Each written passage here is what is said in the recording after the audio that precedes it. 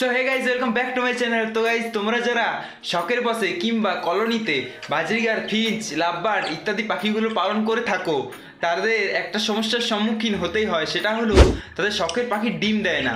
এবং যারা বিজনেস করো অর্থাৎ পাখির ব্যবসা করো, তারা খুবই ক্ষতির সম্মুখীন হও। সো এটা কেন হয়? পাখি কেন ডিম দেয় না? পাখির ব্রিডিং সিজন শুরু হয়ে গেছে, তাও পাখি ডিম দিচ্ছে না। সো এই সমস্যাটা সমাধান নিয়ে আজকের এই ভিডিওটি। তো চলো ভিডিও সম্পূর্ণ দেখতে থাকো। আর হ্যাঁ, আমার চ্যানেলে যারা নতুন এসেছে প্লিজ সাবস্ক্রাইব করে যেও, কারণ তোমাদের একটা সাবস্ক্রাইব আমাকে ভিডিও বানানোর জন্য অনেকটা মোটিভেট করে। তো চলো শুরু করি। তো পাখি ডিম দিচ্ছে না কেন, এটা আগে জানতে হবে, না হলে এটা না জানলে ডিম দেবে না। কারণ রোগীকে ডাক্তার দেখে তার রোগ হয়েছে কিনা, তারপর ওষুধ দেয়। অর্থাৎ কারণ জানলেই সমাধান হবে। মূলত বাজরিগার ও অন্যান্য পোষা পাখি মেটিংয়ের 7 থেকে 15 দিনের মাথায় ডিম পাড়ে। এবার যদি মেটিং না করে সেক্ষেত্রে আলাদা বিষয়। মানে যদি দেখো পাখিগুলো মেটিং করছে, তার 7 থেকে 15 দিন অপেক্ষা করবে, দেখবে ডিম পাড়ার কথা। কিন্তু পাখি যদি ডিম না পাড়ে সেক্ষেত্রে অবশ্যই তোমার কোনো সমস্যা হচ্ছে, যেটার কারণে পাখি ডিম দিচ্ছে না। তো মেটিং করছে কিন্তু ডিম দিচ্ছে না, এটা কেন হয়? এটা মূলত হয় বিভিন্ন কারণেই এই সমস্যাটা হতে পারে। তার মধ্যে প্রধান প্রধান যে কারণগুলো সেগুলো হলো তোমার যে মেয়ে পাখি আছে তার পেটে চর্বি জমে যাওয়া, দ্বিতীয় নম্বর হলো তোমার মেয়ে পাখির বয়স কম, তৃতীয় নম্বর হলো তোমার যে পুরুষ পাখিটা আছে সে মিটিং করতে জানে না বা ভালোভাবে মিটিং করতে পারছে না। আবার চতুর্থ নম্বর তোমার পুরুষ পাখিটার যে স্বাস্থ্যটা সেটা খুবই দুর্বল, আর তোমার পুরুষ পাখিটার পায়ে কোনো কিছু সমস্যা থাকতে পারে।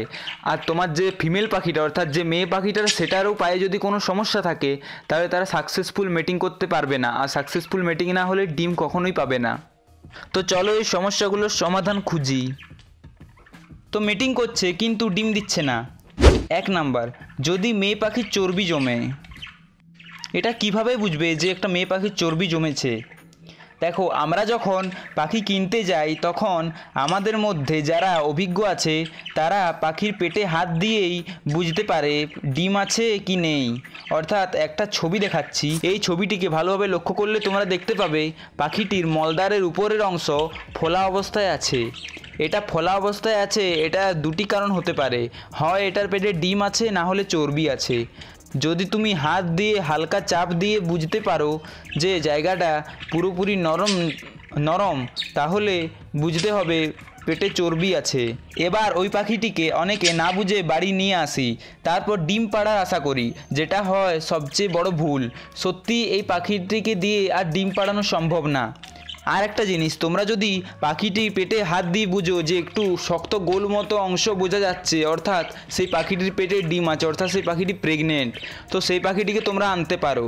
তো আমি রেকমেন্ড করব প্রেগনেন্ট পাখি আনবে না, কারণ তারা স্ট্রেসে চলে যায় আসার পর, অর্থাৎ তারা মারা যেতে পারে। তো আশা করি তোমরা পাখির কেনার সময় এই জিনিসটা দেখে কিনবে, তাহলে ঠকার কোনো সম্ভাবনা থাকবে না। তো পাখির পেটে এটার কারণ হলো পাখিকে এক ধরনের খাবার দেওয়া। অনেকে যেটা করে যে বাজরিগার পাখি শুধুমাত্র চীনা খাওয়ায়, তো এটা হয় সবচেয়ে বড় ভুল। প্রথমেই তোমাকে খাবারে পরিবর্তন আনতে হবে। তো কিভাবে আনবে, দেখো এখানে একটা চার্ট দিয়ে দিয়েছি, এই চার্টটাকে ফলো করলেই বুঝে যাবে কিভাবে খাবার পরিবর্তন করবে, অর্থাৎ বাজরিগার পাখির আদর্শ খাদ্য তালিকা।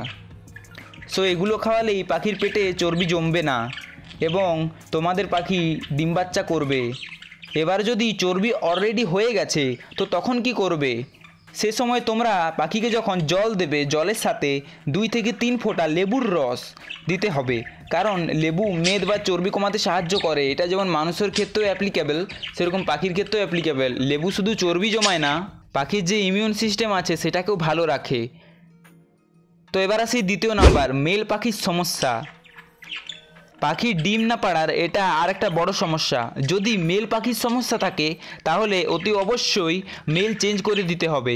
যদি দেখেন মেল পাখির পায়ের একটা আঙ্গুল নেই, ভালোভাবে দাঁড়াতে পারছে না, ডানায় পালক নেই, এগুলো দেখলে মেলটাকে চেঞ্জ করে দিতেই হবে বাধ্যতামূলক। আর কেনার সময় দয়া করে ভালো মেল কিনবেন, কারণ আবার নিয়ে আসবে, আবার ফেরত দিয়ে আসবে, তো দোকানদার ফেরত নাও নিতে পারে। তো সেক্ষেত্রে কেনার সময় ভালোভাবে দেখে শুনে মেল কিনবে। তো তোমরা কারণও জেনে নিয়েছো আর সমাধানও জেনে নিয়েছো, তো ভিডিওটিকে প্লিজ একটা লাইক করে দিও। তো গাইস এই ছিল আজকের ভিডিওটা ভালো লাগলে প্লিজ লাইক করে দিও, চ্যানেল নতুন হলে প্লিজ সাবস্ক্রাইব করে দিও, কারণ তোমাদের একটা সাবস্ক্রাইব আমাকে ভিডিও বানানোর জন্য অনেকটা মোটিভেট করে। তো চলো আজকে এখানে বিদায় নিচ্ছি, টাটা।